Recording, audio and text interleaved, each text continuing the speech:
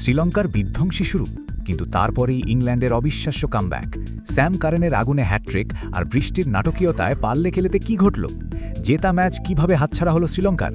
1-0 এগিয়ে যাওয়া ইংল্যান্ডের জয়ের পুরো গল্প জানতে ভিডিওটি শেষ পর্যন্ত দেখুন। বৃষ্টির কারণে পাল্লে খেলেতে প্রথম টি20 ম্যাচ কমিয়ে আনা হয় 17 ওভারে।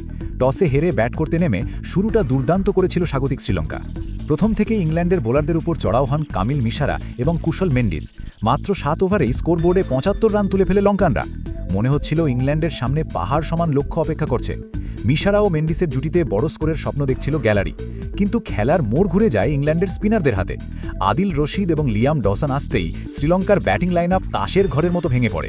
একটা সময় যেখানে স্কোর ছিল 1 উইকেটে 76, মুহূর্তের মধ্যে তা হয়ে যায় 6 উইকেটে 98।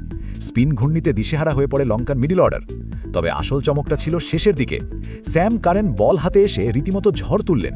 শেষ মুহূর্তে দুর্দান্ত এক হ্যাট্রিক করে শ্রীলঙ্কাকে মাত্র 133 রানেই অল আউট করে দেন তিনি। জবাবে ব্যাট করতে নেমে ইংল্যান্ড পাওয়ার প্লেতে ঝড় তোলে। ফিল সল্ট এবং জস বাটলার আগ্রাসী শুরু করেন। বাটলার 1 ওভারে 4টি 4 মারলেও দ্রুত আউট হয়ে যান।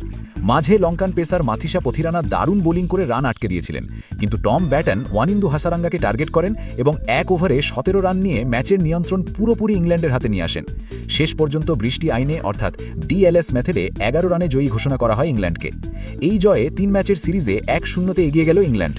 দুর্দান্ত শুরুর পরেও শ্রীলঙ্কার এই ধস কি তাদের পুরো সিরিজ ভোগাবে? আপনার মতামত কমেন্টে জানান। ক্রিকেটের সব লেটেস্ট আপডেট পেতে আমাদের চ্যানেলটি এক্ষুনি সাবস্ক্রাইব করুন। দেখা হচ্ছে পরের ভিডিওতে।